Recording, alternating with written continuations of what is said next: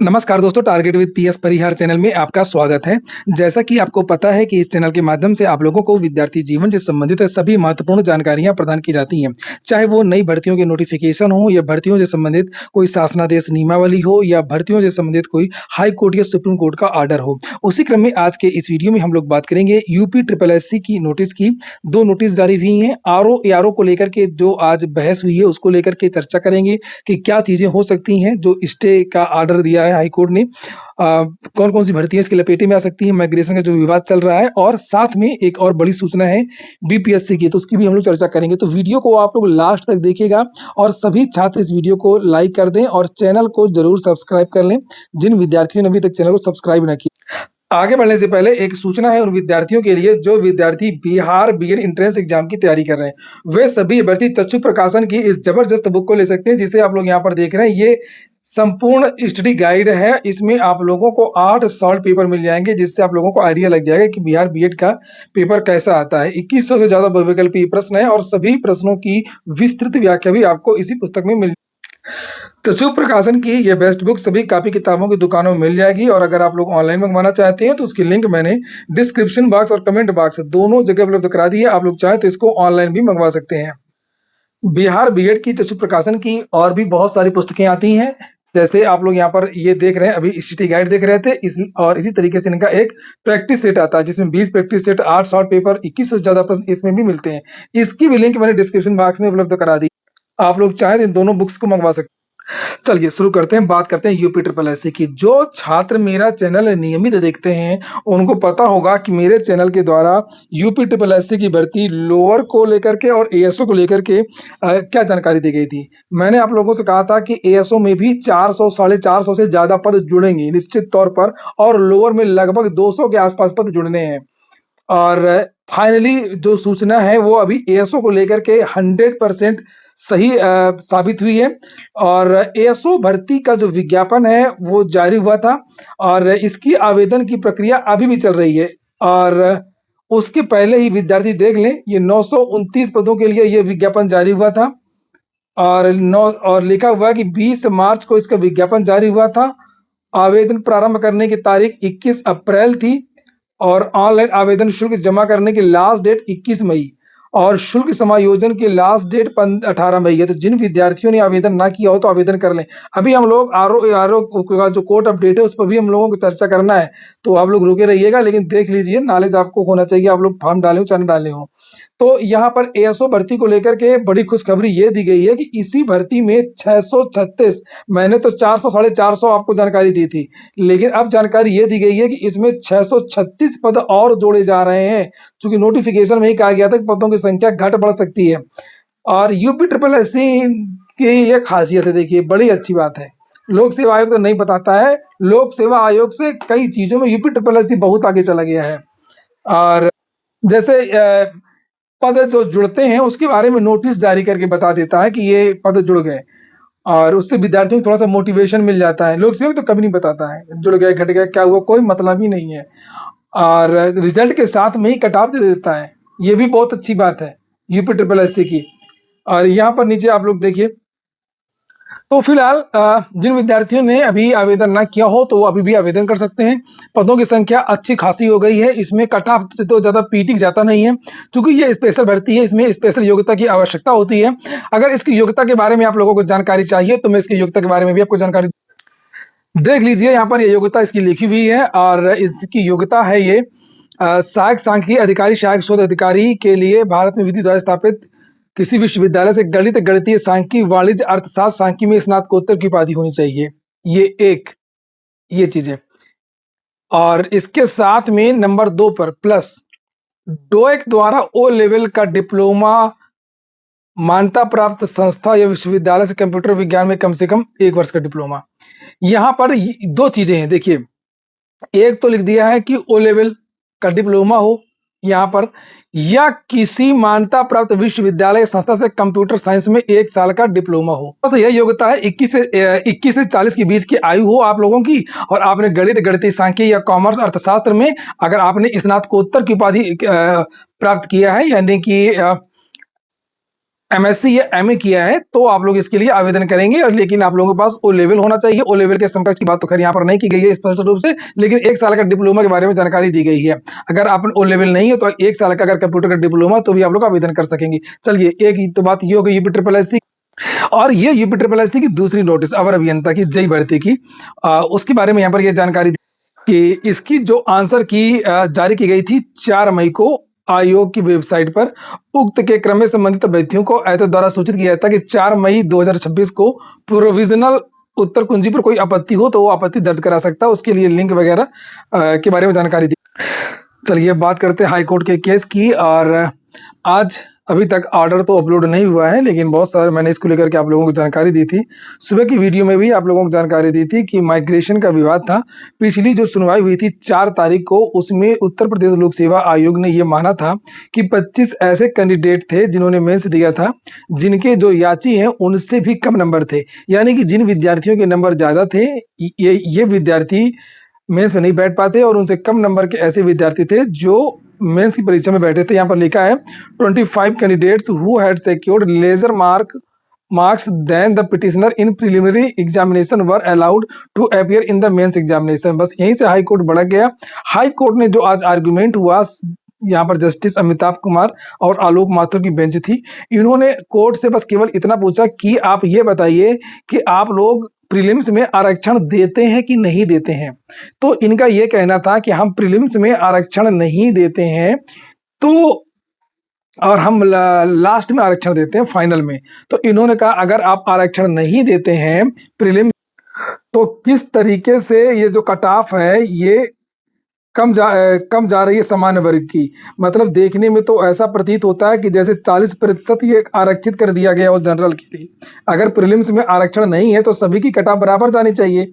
जैसे आपने देखा होगा कि यूपी ट्रिपल एससी में जब पीटी की कट ऑफ जारी होती है किसी भर्ती को लेकर के, तो उसमें यूपी ट्रिपल एससी क्या करता है, एक कट ऑफ दे देता है पेट में किसी भर्ती को लेकर के, ओबीसी की भी एक, महिला की भी एक, जनरल की भी एक, आप लोग देखेंगे वहां पर। और अगर मान लीजिए ये रिजर्वेशन नहीं देते हैं तो कोर्ट का ये कहना था, जो कोर्ट थी, कि जो कट ऑफ है फिर बराबर जानी चाहिए सबकी, अगर कुछ आप नहीं करते हैं। तो ऐसा क्यों हो रहा है कि जो कट ऑफ है वो सामान्य वर्ग की कम जा रही है, ओबीसी की ज़्यादा जा रही है। तो अगर आप आरक्षण में कुछ भी नहीं कर रहे हैं तो कैसे हो रहा है, इसका संतोषजनक उत्तर नहीं दे पाए। महिलाओं का आरक्षण को लेकर के भी और अन्य जो डाटा है, पूरी भर्ती का डाटा मांग लिया है कोर्ट ने उत्तर प्रदेश लोक सेवा आयोग से। और अभी ये वाला डाटा मांगा था मैंने 28 तारीख को जो सुनवाई हुई थी, मैंने आपको जानकारी दी थी कि क्या ऐसा कोई छात्र है जिसके नंबर कम थे याचियों से, उसने परीक्षा दी है, तो जवाब दिया गया। आज की सुनवाई में भर्ती में तो स्टे लगाने को कहा ही कोर्ट ने, साथ में अन्य डाटा भी मांगा गया है कि आप लोग पूरी भर्ती का डाटा हमें दीजिए कि कौन छात्राओं की कट ऑफ कितनी गई, ईडब्ल्यूएस की कट ऑफ कितनी गई, किस कैटेगरी के कितने विद्यार्थी हुए, सारा का सारा जो डाटा है माइग्रेशन को लेकर के वो कोर्ट ने आयोग से मांगा है। अब इसमें आयोग का तर्क क्या था, जो रवैया लग रहा था, जो राष्ट्रीय पिछड़ा वर्ग आयोग को इसने अपनी रिपोर्ट दिया है, जिसके बारे में मैंने कल वीडियो बनाया था, और जो अभी तक आर्ग्यूमेंट हो रहा था, तो जो भी मामले थे, इसके पहले हाई कोर्ट, सुप्रीम कोर्ट के छतर सिंह का मामला और अन्य बहुत सारे मामले, तो आयोग का कहने का मतलब ये था कि प्रीलिम्स में आरक्षण का लाभ तभी दिया जा सकता है जब प्रीलिम्स के जो नंबर हैं वो फाइनल भर्ती में जुड़े और फाइनल मेरिट को प्रभावित करें, तो वहां पर तो प्रीलिम्स में रिजर्वेशन दिया जा सकता है। और यहाँ पर हमको रिजर्वेशन देना है कि नहीं देना है, इस पर कहीं भी कोई भी कानून या कोई भी कोर्ट का ऑर्डर नहीं है।